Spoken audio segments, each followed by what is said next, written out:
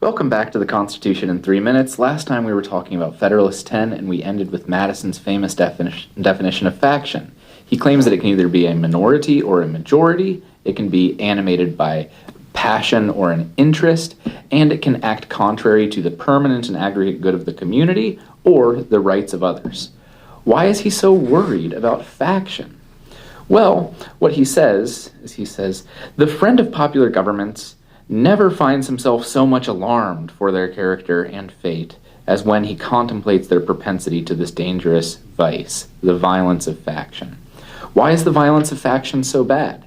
The violence of faction is so bad, particularly for popular governments, because the majority gets to rule in popular governments. And if the majority gains the power to place people in office, and it's factious, then it will use that power to benefit itself, at the expense of the rights of others, which should be enshrined and are enshrined in our Bill of Rights, or to the aggregate and permanent good of the community as a whole. This is the very definition of tyranny or unjust regimes, according to Aristotle. An unjust regime is when one person or one group of people have power and they rule for their own benefit while harming other people.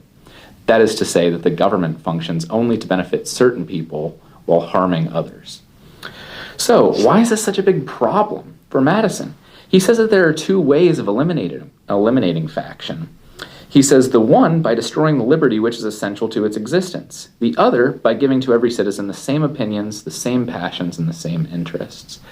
He says that the first remedy, removing liberty, taking away freedom from people, is worse than the disease. We would rather have faction, and we would rather fear that some people will abuse power than to make every man enslaved or unfree.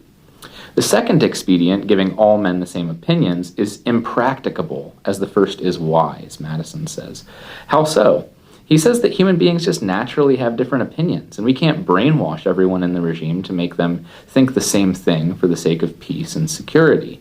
So it's just impracticable to give everyone the same opinions. Therefore, Madison says the latent causes of faction are thus sown into the nature of man, and we see them everywhere brought into the different degrees of activity according to the different circumstances of civil society. So how are we going to solve this problem of faction if it's sown into the nature of man? Madison's solution to this, his ingenious solution, which makes Federalist 10 the most famous paper, is to enlarge the sphere.